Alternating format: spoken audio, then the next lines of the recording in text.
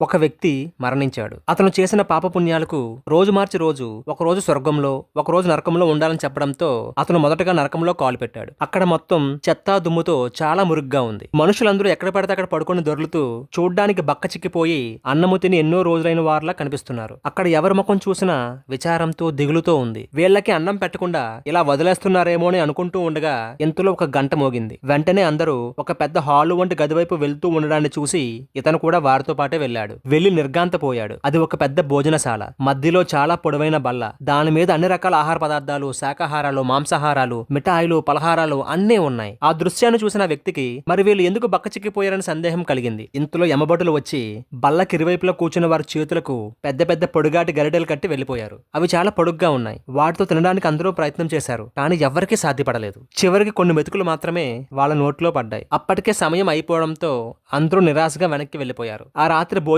సమయంలో కూడా ఇలానే జరిగింది. ఆ రాత్రి ముగిసి తెల్లవారుగానే ఆ వ్యక్తిని స్వర్గానికి తీసుకెళ్లారు. స్వర్గం చాలా అందంగా శుభ్రంగా ఉంది. అక్కడ వాళ్ళందరూ చాలా ఆరోగ్యంగా బలంగా ఉన్నారు. పరిసరాలను శుభ్రం చేస్తూ మొక్కలకు నీళ్లు పోస్తూ పనుల్లో నిమగ్నమై ఉన్నారు. మధ్యాహ్నం అవుతుండగానే అక్కడ కూడా గంట కొట్టారు. వెంటనే వాళ్ళందరూ భోజనానికి వెళ్లారు. అది కూడా నరకంలో మాత్రం చాలా పొడుగ్గా ఉంది. నరకంలో మాత్రం అన్ని పదార్థాలు ఉన్నాయి. తినడానికి కూర్చోగానే వాళ్ళ చేతులకు కూడా పొడవైన గరిటెలు కట్టారు. అది చూస్తున్న వ్యక్తికి ఏమీ అర్థం కాలేదు. ఇక్కడ కూడా నరకంలోలానే ఉంది. మరి వీళ్ళు ఎలా ఇంత బలంగా ఉన్నారో అని అనుకుంటూ ఉండగా వాళ్ళు తినడం మొదలుపెట్టారు. ఆ వ్యక్తి చూస్తుండగానే మొత్తం తినేశారు. ఎవరి చేత్తో వాళ్ళు తినకుండా ఎదురుగా కూర్చున్న వాళ్లకు తినిపించుకున్నారు. అలా అందరూ కడుపు నిండా తినగలిగారు. మనం ఎదుటివారికి సహాయం చేస్తున్నామంటే స్వర్గంలో ఉన్నామని. ఆ సహాయం మనకు ఏదో ఒక రూపంలో తిరిగి వస్తుంది. స్వార్థంతో నేను మాత్రమే అనుకుంటే నరకంలో ఉన్నట్లే. మనం చచ్చాక నోట్లో నీళ్లు పోసేవారు కూడా ఉండరు.